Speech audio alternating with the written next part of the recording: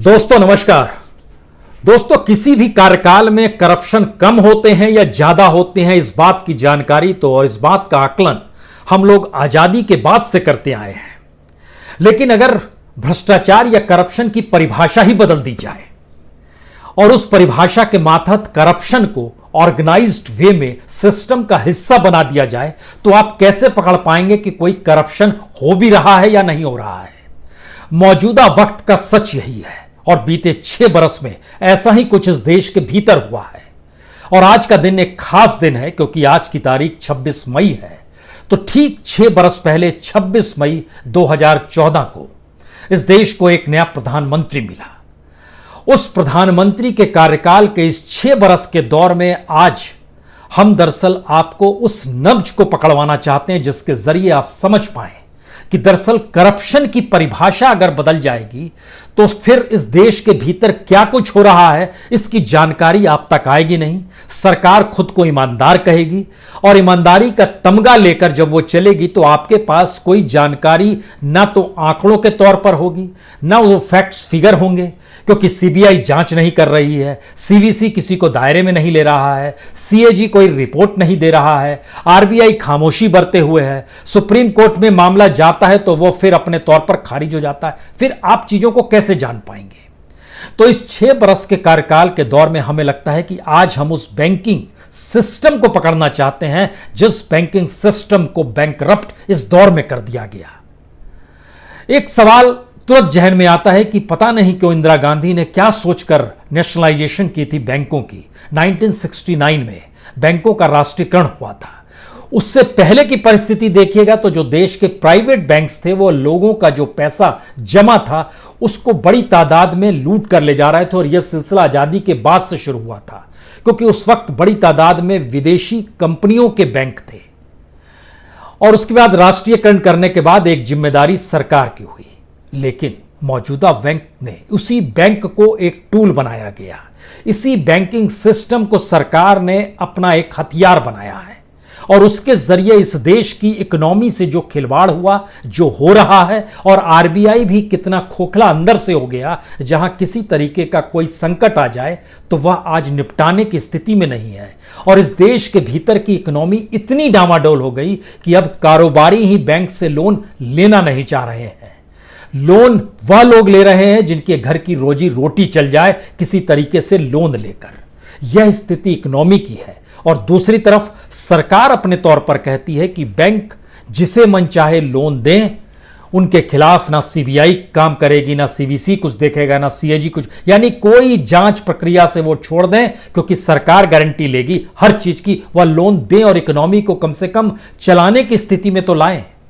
यानी इकोनॉमी इतनी डूब गई है कि बैंकिंग सिस्टम को आप अब करप्शन की दिशा में ढकेल भी रहे हैं। और इस देश के भीतर में जो अलग अलग इंस्टीट्यूशंस के चेक एंड बैलेंस होते थे जिसके जरिए बात सामने आती थी कि फलां ने करप्शन किया है, सीएजी की रिपोर्ट आई तभी तो 2G और कोयला घोटाले या कॉमनवेल्थ की जानकारी आई। अगर वो नहीं देती तो फिर क्या जानकारी आती। इसी दायरे में आज आपको हम एक ऐसे सफर पर लिए चलना चाहते हैं जिसके जरिए आप समझ पाएं कि इस देश के भीतर में इस 6 सालों में हुआ क्या है और किस तरीके से मौजूदा वक्त में हम जान भी नहीं पाएंगे और करप्शन हो जाएगा। जान भी नहीं पा रहे हैं और करप्शन हो रहा है। इस परिस्थिति में हमें लगता है कि बैंक फ्रॉड की एक स्थिति आपके सामने पहले रख देते हैं। इस देश के भीतर में बैंक फ्रॉड सबसे ज्यादा बढ़ते चले गए, लेकिन शुरुआत में हमने जिक्र आज लोन का किया है चूंकि सरकार ने अपने तौर पर बहुत साफ कहा कि दरअसल किसी भी हालत में लोन देने का फैसला अगर गलत साबित होता है, नुकसान होता है, तो किसी भी बैंक के अधिकारी को दोषी ना माना जाए। जो भी अतिरिक्त टर्म लोन है, जो भी वर्किंग कैपिटल है अतिरिक्त, वो बैंक जिसे मन चाहे जो योग्य है उसको दे दे। कोई कार्रवाई नहीं करेगी, सरकार इसकी गारंटी ले रही है। अब आप देखिए इस देश के भीतर के उस सफर पर चलिए जिस समय मोदी गवर्नमेंट यानी 2014 से पहले की एक स्थिति देखिए। 2012-13 में बैंकों ने जो लोन दिया था वह तकरीबन 63,000 करोड़ का लोन 2012-13 में दिया गया था। 13-14 यानी मार्च 14 तक जो लोन दिया गया था वो 65,000 करोड़ का लोन दिया गया था। और 14-15 से बैंकों द्वारा लोन दिए जाने की तादाद बढ़ जाती है। 14-15 में, यानी अप्रैल 2014 से मार्च 2015 तक 1,50,000 करोड़ के लोन दिए जाते हैं। उसके बाद वो और बढ़ता है, 1,60,000 करोड़ होता है। उसके अगले साल और बढ़ता है, 1,70,000 करोड़ होता है। यह धीरे धीरे बढ़ते चला जाता है और बढ़ते बढ़ते स्थिति धीरे धीरे यह आती है कि इस देश के भीतर में जो बैंक फ्रॉड है उनकी तादाद बढ़ती चली जाती है। बैंक फ्रॉड इस देश के भीतर में मोदी सत्ता आने के बाद 2014 से 2017 का अगर एक डाटा देखिए, क्योंकि इसकी जानकारी पहली बार पार्लियामेंट में दी गई थी और पार्लियामेंट में कहा गया कि इन 3 साल में सरकार ने कहा 2015, 2016, 2017 में तकरीबन 5,200 इंप्लॉइज जो बैंक के हैं उनके खिलाफ कार्रवाई की गई है। यानी जो फ्रॉड के मामले हुए हैं उनको लेकर कार्रवाई की गई है और नंबर ऑफ फ्रॉड्स जो हुए थे वो लगभग 8,622 फ्रॉड हुए थे और बैंक स्टाफ सीधे तौर पर जो इन्वॉल्व था वह लगभग 1,046 बैंक एम्प्लॉय सीधे तौर पर उसमें इन्वॉल्व था। और अलग अलग बैंकों में जो घोटाले हुए थे इस दौर के भीतर में उसके आंकड़े अलग अलग तरीके से हैं। महाराष्ट्र में 602 करोड़, हरियाणा में 328 करोड़, दिल्ली में 180 करोड़, कर्नाटक में 211 करोड़, ये घोटाले इस दौर में हुए हैं। और इतना अगर बैंकों के हिसाब से देखिएगा तो बैंक ऑफ इंडिया या शुरुआत कीजिए एसबीआई में 2,466 करोड़, ये सिर्फ शुरुआत के 3 साल का है जो घोटाले फ्रॉड हुए थे। Bank of Baroda 782 crore, syndicate bank 582 crore, central bank of India 527 crore, PNB 471 crore, bank of India 450 crore, 449 crore. ये अलग अलग फ्रॉड के आंकड़े हैं जिस आंकड़ों से आप समझ पाएं कि कितनी बड़ी तादाद में घोटाले घपले फ्रॉड बैंकों में हो रहे थे और बैंकों को अब छूट दी गई है कि वह लोन जिसे मन चाहे दीजिए, लेकिन जांच नहीं होगी। तो उसके आगे बढ़िए 2017-18 में तकरीबन बैंकों का जो फ्रॉड का मामला है वो 41,000 करोड़ का है। 2018-19 में ये बढ़कर 71,000 करोड़ का पहुंच जाता है। यानी देखिए लगातार बढ़ रहा है। इसमें सिर्फ पब्लिक सेक्टर का जो था 2018-19 में वो 64,509 करोड़ का सिर्फ पब्लिक सेक्टर बैंक का था। अब यहां पर सवाल है कि आखिर वो कौन सी स्थिति है जिसमें इस देश का एनपीए बढ़ भी रहा है, एनपीए बीच में घट भी जाता है और एनपीए आने वाले वक्त में बढ़ भी जाएगा। इसकी बात भी सरकार कहने से नहीं चूकती है। लेकिन एनपीए बढ़ता है कि आपने कर्ज गलत व्यक्ति को दिया, वो कर्ज नहीं लौटा पाएगा, इसकी जानकारी आपको पहले थी या नहीं थी। मेहुल चौकसी या नीरव मोदी को जो आपने लोन दिया वो नहीं लौटा पाएंगे, इसकी जानकारी आपको थी या नहीं थी। लेकिन आपको जानकर यह भी हैरत होगी कि जो बैंक के अधिकारी थे उनके खिलाफ कार्रवाई होनी बंद हो गई, जबकि आंकड़े खुद बतलाते हैं कि बैंक के खिलाफ एक वक्त सीबीआई एग्रेसिव थी, सीवीसी काम कर रही थी, सीएजी रिपोर्ट दे रही थी, हर कोई अपने तौर पर काम कर रहा था। फिर यह रुक क्यों जाता है? और सरकार ने नियम कायदे कुछ इस तरीके से बनाए जिसके जरिए सीबीआई, सीवीसी, सीएजी, आरबीआई यानी रिजर्व बैंक ऑफ इंडिया और बैंक के जनरल मैनेजर्स मिलकर ही एक कमेटी बना लें और उस कमेटी में ही तय कर लें कि कार्रवाई करनी है या नहीं करनी है। यानी फ्रॉड हुआ ठीक है, बैंक अधिकारी उसमें शामिल है ठीक है, लेकिन उस मामले को कैसे दबा दिया जाए, इसके लिए प्रक्रिया 2016 से शुरू हुई और 2019 तक भी ये जारी रही कि इसे इस रूप में किया जाए। हम उस स्थिति पर आए उससे पहले, चूंकि बैंक फ्रॉड का जिक्र हम लगातार आपसे जो कर रहे हैं और मौजूदा वक्त की स्थिति इकोनॉमी की इतनी बिगड़ गई है कि अब यहां पर कोई कारोबारी लोन लेना नहीं चाहता है और इस देश के भीतर में घर चलाने के लिए लोग लोन लेने की स्थिति में आ गए हैं। बैंक फ्रॉड के 2017-18 में एक नीरव मोदी का जो मामला आया, अगर उस नीरव मोदी के मामले को हटा भी दीजिएगा तो भी पीएनबी टॉप पर था 6,461 करोड़। उसके बाद एसबीआई था 2,224 करोड़। उसके बाद बैंक ऑफ इंडिया था 2,222 करोड़। उसके बाद बैंक ऑफ बड़ौदा था 1,928 करोड़। ये 2017-18 का बैंक फ्रॉड का आंकड़ा हम दे रहे हैं और 1,000 से ऊपर का दे रहे हैं। Andhra bank 1,303 crore, Allahabad bank 1,520 crore, UCO bank 1,224 crore, IDBI 1,116 crore, central bank of India 1,084 crore, bank of Maharashtra 1,029 crore. Indian overseas bank 1015 crore. ये तमाम जो घपले घोटाले हो रहे थे, तो ऐसा नहीं है कि इसमें जांच नहीं हो रही थी, जांच हो रही थी और बाकायदा हो रही थी। और 2015 में, यानी मोदी सत्ता 2014 में आती है, 2014 के बाद लोन की तादाद बढ़ गई, संख्या बढ़ गई, ज़्यादा तादाद में लोन देने लगे। और 2015 में सीबीआई ने अपने तौर पर बताया कि उसने तकरीबन 171 केसेस की जांच की है और उसमें बैंक फ्रॉड 20,646 करोड़ का है। और उसमें जो बैंक अधिकारी जो बड़ी तादाद में फंसे हुए हैं, इसमें लगभग इतनी बड़ी तादाद में बैंक अधिकारियों से उनको लगातार जो पूछताछ करनी पड़ रही है, ये आंकड़े और बढ़े हैं। इसी के बाद झटके में सीवीसी ने क्या किया कि 2016 में सीवीसी ने बैंकों को निर्देश दिया कि अगर 1 करोड़ से ज्यादा का बैंक फ्रॉड होता है तो आप हमको जानकारी तुरंत दीजिए। यानी पहले जो माध्यम था वो आरबीआई होकर सीबीआई तक जाता था, अब सीवीसी पहले बीच में आ गई। नवंबर 2016 में उसने कहा कि बैंकों को निर्देश जारी होगा, 1 करोड़ से ज्यादा का होगा तो आप हमें जानकारी दीजिए। तो बैंकों ने मान लिया कि 1 करोड़, 2 करोड़, 5 करोड़ जो घपले घोटाले हो रहे हैं, सीवीसी को जानकारी देंगे। लेकिन जनवरी 2019 यानी पिछले साल 2019 में सीबीआई बोली कि अब वह चाहती है कि किसी हालत में भी लगभग 50 करोड़ से ज्यादा, ये 19 का 2019 में अगस्त के महीने में 50 करोड़ से ज्यादा के जो बैंक फ्रॉड हैं, उसके लिए advisory board for banking fraud एक बनाया गया और इसके मातहत तमाम अधिकारियों को सामने लाया गया और 4 सदस्यीय कमेटी बनाई गई। इसमें आरबीआई के अधिकारी भी शामिल हो गए और उन्होंने कहा इस मामले को जल्दी से जल्दी अपने तौर पर निपटा दें, ये मामले सीबीआई के पास नहीं जाने चाहिए। सीबीआई को कुंद कर दिया गया। सीबीआई का एक अधिकारी वहां बैठता जरूर था, उससे पहले सीबीआई जांच कर रही थी, चार्जशीट दाखिल करती थी, एक प्रक्रिया थी, सजा होती थी। लेकिन इस झटके में इन चीजों को बदल दिया गया। तो अब वहां पर जो भी अधिकारी था वो सीबीआई का अधिकारी था, ईडी का अधिकारी था, इनकम टैक्स था, आईएएस अफसर बैठे थे, यह केसेस को अपने तौर पर निपटाने लगे। और 10 जनवरी 2019 को सीवीसी ने कहा, सेंट्रल विजिलेंस कमीशन कहती है कि 123 गवर्नमेंट के अधिकारी हैं, वो चाहते हैं कि इनके खिलाफ तत्काल मामले निपटाए जाएं, कार्रवाई हो, निपटाए जाएं, यानी क्रिमिनल केसेस ना हो, यानी सीबीआई जांच ना करे, निपटाए जाएं। इसमें 7 केसेस के जो 16 अधिकारी थे वो कौन कौन थे? Department of personal and training से जुड़े हुए अधिकारी थे, कॉरपोरेशन बैंक के अधिकारी थे, एसबीआई के अधिकारी थे, पीएनबी के अधिकारी थे, बैंक ऑफ बड़ौदा के अधिकारी थे, सिंडिकेट बैंक के अधिकारी थे।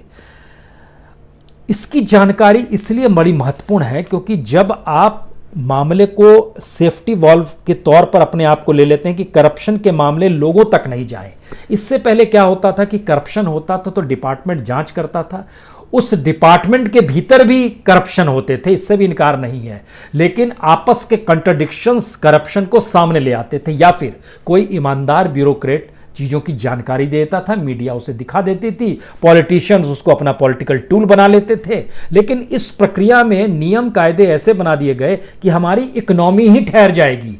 हम तो इसी में फंस कर रह जाएंगे कि सीबीआई की जांच में फला मैनेजर फंसा हुआ है, सीवीसी के आरोप के तहत फला जनरल मैनेजर फंसा हुआ है, सीएजी कह रही है इस बैंक का कच्चा चिट्ठा ठीक नहीं है, वो उसमें फंसा हुआ है। तो उसको पूरी तरीके से डाइवर्ट कर दिया गया और नियम बनाया गया कि 50 करोड़ से ज्यादा का जो घपला घोटाला होता है उसके लिए ये कमेटी ही तय कर देगी। और इसी से निकलकर वो आती है वो परिस्थिति जिसमें सरकार कहती है और प्राइम मिनिस्टर कहते हैं हम रेड टेपिज्म में नहीं फंसते हैं, फाइनेंस मिनिस्टर कहती है आप लोग फिक्र मत कीजिए सीबीआई की, सीवीसी की, सीएजी की, आप अपने तौर पर लोन बांटते चले जाइए। लेकिन स्थिति तो बिगड़ी हुई है। अब इसके भीतर जब आप आएंगे तो आपको जानकर रहता होगा कि सीबीआई अपने तौर पर काम इतनी बड़ी तादाद में करती है। हमने 2015 का जिक्र किया, 2016 में 131 एफआईआर सीबीआई ने की, 2017 में 926 एफआईआर की, 2018 में 751 एफआईआर की, पिछले साल 2019 में 583 एफआईआर की। और ऐसा भी नहीं है कि मौजूदा वक्त में लॉकडाउन जब है तब सीबीआई काम नहीं कर रही है, सीबीआई काम कर रही है, बैंकों को लेकर भी काम कर रही है। 15/4 यानी 15 अप्रैल लॉकडाउन के वक्त में 2020 में सीबीआई ने चार्जशीट फाइल की जो बैंक ऑफ इंडिया के जो बैंक मैनेजर हैं और लगभग 4 और अधिकारी हैं, इनका पूरा इन्होंने जो लोन दिया हुआ था, टर्म लोन दिया हुआ था और कैश क्रेडिट लोन दिया हुआ था, ये अरुणाचल प्रदेश की एक प्राइवेट ट्रेडिंग एजेंसी है, उसको लगभग 1,98,00,000 का लोन दिया हुआ था। अब वो एनपीए में तब्दील हो गया तो फिर वो मामला सीबीआई के पास गया, सीबीआई ने जांचा। लेकिन अब ऐसे मामले आपको सुनने को नहीं मिलेंगे क्योंकि स्थिति तो अब एक सेफ्टी वॉल्व वाली है। और ऐसा भी नहीं है कि सीबीआई अगर इस दौर में काम कर रही थी तो किस रूप में, इसने जम्मू कश्मीर बैंक लगभग 177 करोड़ का मामला है वहां पर, उसके खिलाफ भी इसने कार्रवाई की। सेंट्रल बैंक ऑफ इंडिया से जुड़े हुए 12 लोग और हेड कैशियर जो नवा शहर पंजाब के हैं, इनके खिलाफ भी कार्रवाई की 30 मार्च को। लॉकडाउन में भी काम कर रही थी। लेकिन सीबीआई से जब ये काम ले लिए जाएंगे तो सीबीआई को कहां फंसाया जाएगा? सीबीआई की मौजूदगी तो होनी चाहिए। अब देखिए सीबीआई से क्या क्या काम लिए जाते हैं। मसलन 23 मई को सीबीआई एक चार्जशीट दाखिल करती है, उसमें बताया जाता है 4,000 रुपए उधमपुर के एक जूनियर इंजीनियर ने घूस ली। 5 मई को सीबीआई एक दूसरे अधिकारी को गिरफ्तार करती है, क्लर्क को गिरफ्तार करती है जो कि बीसीसीएल से जुड़ा हुआ है, भारत कोकिंग कोल लिमिटेड का जो सिजुआ एरिया है, वो 3,000 रुपए घूस ले रही है। यह जांच भी सीबीआई कर रही है। लक्षद्वीप में समुद्री जीव को पकड़ना मारना अपराध है, तो वहां पर 24 अप्रैल को वहां भी कार्रवाई करती है और शिकायत दर्ज करती है। यानी सीबीआई अपने तौर पर काम कर रही है।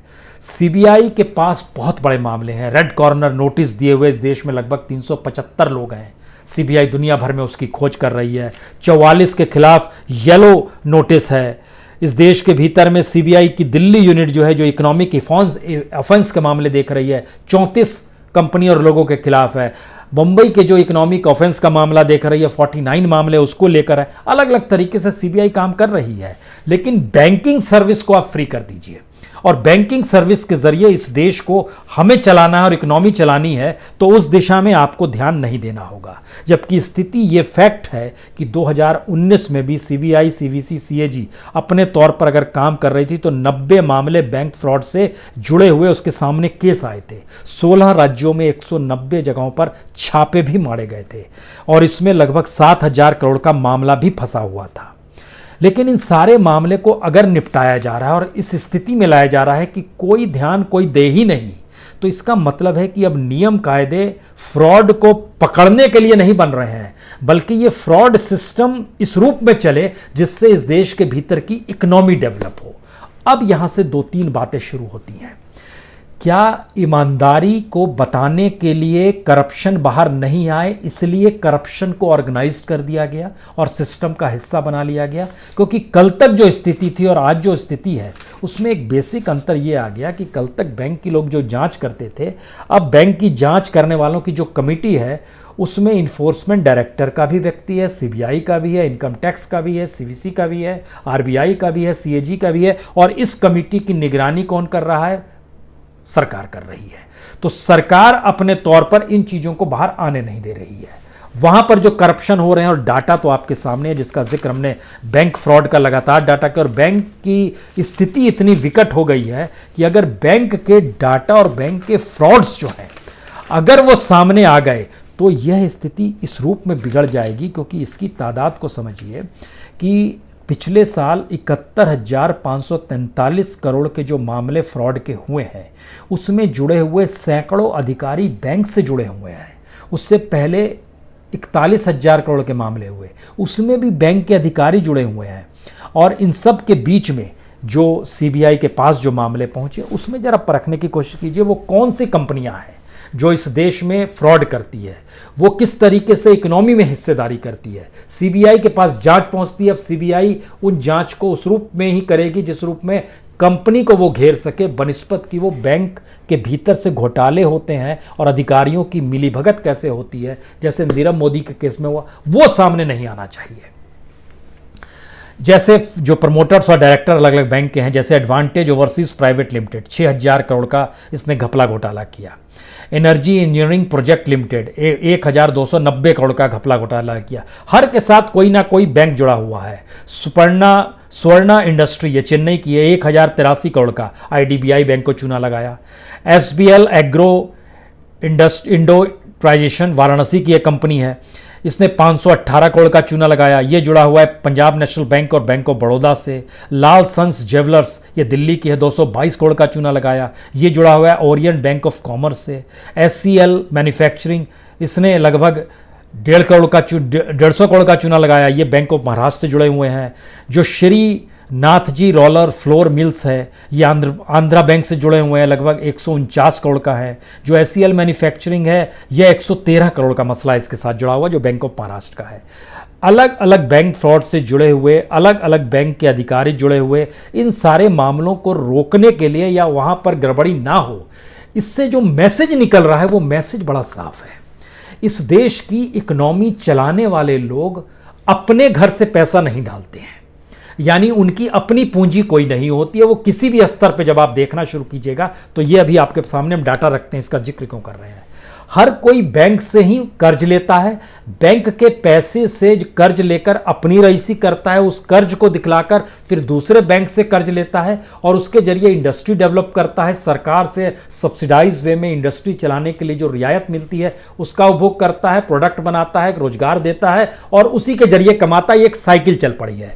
यानी जो स्थिति पीएसयू की होती है वहां पर सरकार की जिम्मेदारी होती है कि वहाँ पर जो प्रोडक्ट है वो बिके, लोग खरीदें, लोगों को रोजगार मिले, वो प्रॉफिट में रहे। लेकिन दूसरी तरफ प्राइवेट सेक्टर में कोई जिम्मेदारी नहीं रहती है, लेकिन सारी चीज़ें स्टेट की ही शिफ्ट हो जाती है, जनता की ही इकोनॉमी वहाँ शिफ्ट हो जाती है। और इस फ्रॉड को रोक पाने के बदले सरकार ने जो नियम कायदे बनाए, उसने इस तरीके से नियम कायदे बनाए कि उस दिशा में आप देखिए ही नहीं और उसको पहले ही रोक दिया जाए। इस स्थिति का आकलन मौजूदा वक्त में कितना घातक हो गया है, इसको 2-3 बातों से और समझिए कि अब जो फॉरेन इन्वेस्टर्स हैं वह भी भारत की इन परिस्थितियों को समझ रहे हैं, पैसा निकाल रहे हैं। अप्रैल के महीने में लगभग 3,400 करोड़ रुपए उन्होंने निकाल लिए। मई के महीने में लगभग 8,000 करोड़ रुपए वो वहाँ से निकाल चुके हैं। और इन सब के बीच सीएजी की एक भूमिका रहती थी जो बताती थी कि किस तरीके से बैंक फ्रॉड में जो हो रहे हैं या बैंकों से पैसा जो जाता है उस पैसे का उपयोग अगर कोई नहीं कर पा रहा है तो उसकी पूरी डाटा रखते थे। सीएजी ने क्या ये भी बंद कर दिया है? क्योंकि सीएजी के बारे में जो जानकारी मिलती है डॉक्यूमेंट्स में, आखिरी जानकारी मिलती है कि जब मई 2014 में मोदी सत्ता में आए तो 21 अगस्त 2014 को जो पीएससी होती है, पब्लिक अकाउंट कमेटी, जो पार्लियामेंट की बनती है, उसने सीएजी से कहा कि आप कार्रवाई कीजिए उन मामलों को लेकर जो कि इससे पहले की गवर्नमेंट में चला रहा था, वहाँ जो घपले घोटाले हुए थे और उसके दायरे में कई बैंक भी फंसे। वो एक आखिरी कार्रवाई थी बैंकों के खिलाफ सीएजी की। उस समय जो केवी थॉमस थे, कांग्रेस के थे, पीएससी चीफ हुआ करते थे, लेकिन जो बहुमत था वो बीजेपी का हो गया था। और सीएजी जो थे उस समय शशिकांत शर्मा थे और उन्होंने जो उस दौर में जिन चीज़ों का जिक्र किया उसमें कॉमनवेल्थ गेम्स का जिक्र था, नेचुरल गैस का जिक्र था, जो कॉल ब्लॉक्स बांटे गए उसका जिक्र था। तो उनकी जांच वो लास्ट जांच थी, उसके बाद से फिर जांच वांच हुई नहीं। और उस दायरे में देना bank, Orient bank of commerce, इसके लगभग 437 करोड़ के मामले थे। अब आप सोचिए कि 2014 में 437 करोड़ के मामले को लेकर सीएजी भी सक्रिय है, सीवीसी भी सक्रिय है, सीबीआई भी सक्रिय है। और मौजूदा वक्त में घपले घोटाले होते होते जब बैंक लोन की जानकारी आती है तो वह 1,76,000 करोड़ पार कर जाता है। और अलग अलग बैंकों की स्थिति अगर हम देखते चले जाते हैं तो ये आंकड़े तो 71,000 करोड़ को पार कर जाते हैं। तो जांच नहीं करनी है, तो ये एक परिभाषा चेंज करने की दिशा में चीजें बढ़ जाती है। लेकिन सवाल है कि इस देश को आखिर में चलना तो है ही। अब आप देखिए जो हाल का एक डाटा आया है जो आरबीआई ने ही दिया है, ये बताने के लिए काफ़ी है कि इस देश में अब इकोनॉमी इतनी डामाडोल हो गई है और करप्शन की परिस्थितियों से भी अब इकोनॉमी संभल नहीं पा रही है। इसीलिए 2012 से 2016 तक जो कर्ज वृद्धि थी, जो कर्ज ले रहे थे लोग बैंक से, वह लगभग 11% थी। 2016 से लेकर 2020 के बीच में घटकर ये 8.6% हो गया। इतना ही जो बड़ी इंडस्ट्री थी, बड़ी इंडस्ट्री का जो कर्ज लेने की जो स्थिति थी 9.3% था कर्ज लेना उनका 2012 से 2016 तक। लेकिन 2016 से 2020 तक ये घटकर 1.9% आ गया। अब कोई कर्ज नहीं ले रहा है। और जो मिडिल क्लास के जो मध्यम वर्गीय जो इंडस्ट्रीज होती है उसका 3.3% था 2012 से 2016, जो 2016 के बाद से घटकर 2020 में 2.1% आ गया है। और जो सबसे छोटी इंडस्ट्री थी उनकी तो बहुत ही हालत खराब है, जिसे हम लोग सूक्ष्म कहते हैं या लघु उद्योग कहते हैं। उनका जो रेशियो था बैंक से लोन लेकर खुद को इकोनॉमी में ढालकर इंडस्ट्री को डेवलप करना, वह 11.9% था। लेकिन 2016 से 2020 के बीच में वह 0% से भी कम आ गया, 1% से भी कम आ गया, 0.7% हो गया। और आपको जान के हैरत होगी कि जो रोजमर्रा की जिंदगी जो चलती है, जिसको हम लोग बैंक से पर्सनल लोन लेना मानते हैं, पर्सनल लोन लेने की तादाद बढ़ गई। जो 15% हुआ करती थी अब वो 16.2% हो गई। यानी घर चलाने के लिए लोगों को लोन चाहिए, इंडस्ट्री चलाने के लिए अब लोन कोई लेने को तैयार नहीं है, बैंक भी लोन देने को तैयार नहीं है, क्योंकि बैंक को पता है ये एनपीए में कन्वर्ट हो जाएगा। बैंक को ये पता है कि ये अगर एनपीए में कन्वर्ट हो जाएगा तो फिर वो लोन क्यों दे। यानी एक ऐसी स्थिति देश के सामने लाकर खड़ी कर दी गई है जिसमें करप्शन अगर हो रहा है, कोई अगर करप्ट है तो वो बातें वहीं की वहीं दब जाए, कोई जानकारी, कोई डॉक्यूमेंट, कोई डाटा किसी भी रूप में सामने नहीं आएगा। और ये एक पॉलिसीगत निर्णय है। और अगर पॉलिसी ऐसी बन गई है और करप्शन की स्थिति ये आ गई है तो फिर इस परिकल्पना में चले जाइए कि भारत की आज़ादी के बाद जो करप्शन के डाटा थे वो डाटा तो गायब ही हो जाएंगे।